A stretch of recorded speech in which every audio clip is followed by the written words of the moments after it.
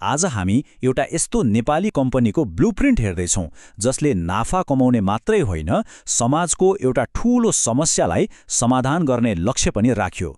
यो केवल एउटा व्यापारको कथा मात्र होइन, यो आशा र अवसरको पनि कथा हो। यो प्रश्न निकै ठूलो छैन त, र क्रिएटिभ युनिक ग्रुपको पूरै कथा यही प्रश्नको वरिपरि घुम्छ। के साँच्चै कुनै बिजनेसले नाफा कमाउँदै सामाजिक परिवर्तन पनि ल्याउन सक्छ त? ल, आउनुस् यसको भित्री कथा खोत्लौं। हरेक ठूलो यात्राको सुरुवात एउटा सानो सोचबाटै हुन्छ। क्रिएटिभ युनिक ग्रुपको कथा पनि काठमाडौँबाट सुरु भयो, जहाँ केही साथीहरूले एउटा यस्तो समस्या देखे जसले उनीहरूलाई चुप्प लागेर बस्न दिएन। सोच्नुस् त, पढे लेखेका युवाहरू हातमा डिग्री छ तर भविष्य छैन। यो निराशाजनक अवस्था देखेर उनीहरूको मनमा एउटा आगो बल्यो, केही यस्तो गर्ने जसले यी युवाहरूलाई जागिर मात्रै होइन, आफ्नै खुट्टामा उभिने हिम्मत दियोस्। र त्यो सोचले आकार लिन धेरै समय लागेन। 2070 सालमा एउटा आइडिया जन्मियो र हेर्दा हेर्दै अर्को वर्ष 2071 पौष 3 गते एउटा कम्पनी नै दर्ता भयो। यो केवल कम्पनीको सुरुवात थिएन, यो त एउटा नयाँ सुरुवातको घोषणा थियो। यो उनीहरूको मूल मन्त्र थियो।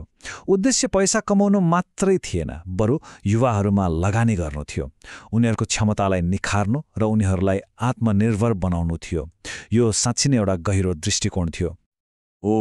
यसले हामीलाई कम्पनीको मुटुसम्मै पुर्याउँछ। क्रिएटिभ युनिक ग्रुप नाफा कमाउने संस्था मात्रै होइन, यो त एउटा सोशल इन्टरप्राइज हो जसको हरेक पाइलामा समाजप्रतिको जिम्मेवारी जोडिएको छ। यहाँ उनीहरूको लक्ष्य कति स्पष्ट छ हेर्नुस् त। मिसनले भन्छ उनीहरू अहिले के गर्दैछन्, मतलब युवाहरूलाई व्यवसायी बनाउने काम। अनि भिजनले देखाउँछ उनीहरू भविष्यमा कहाँ पुग्न चाहन्छन्, अर्थात् बजारको लिडर बन्ने।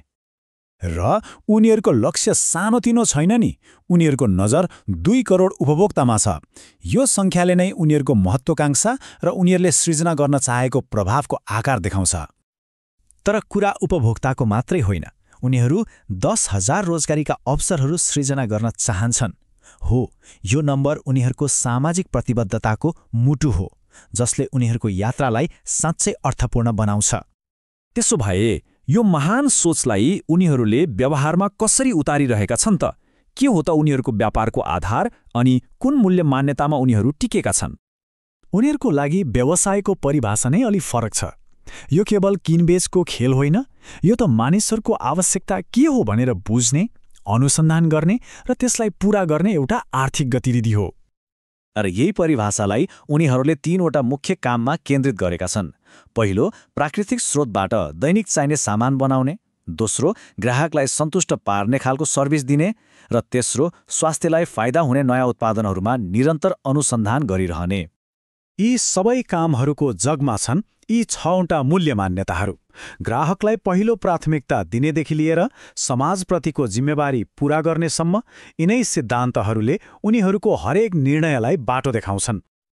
ल, उनीहरूसँग उत्कृष्ट उत्पादन र राम्रो नियत त छ, तर उनीहरू आफ्ना ग्राहकसम्म पुग्छन् कसरी? के छ त उनीहरूको बजार रणनीति? उनीहरू प्रत्यक्ष बजार व्यवस्थापन भन्ने रणनीति अपनाउँछन्।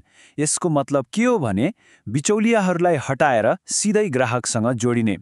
यसले उनीहरूलाई ग्राहकको कुरा सिधै सुन्न र छिटोभन्दा छिटो सुधार गर्न मद्दत गर्छ। त्यसो भए उनीहरूले कसलाई लक्षित गरिरहेका छन् त?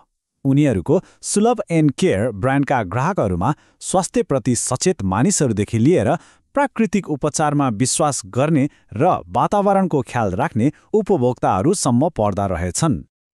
कुनै पनि व्यवसायको सफलता नाफाको तराजुमा मात्रै त झोकिँदैन नि, होइन र?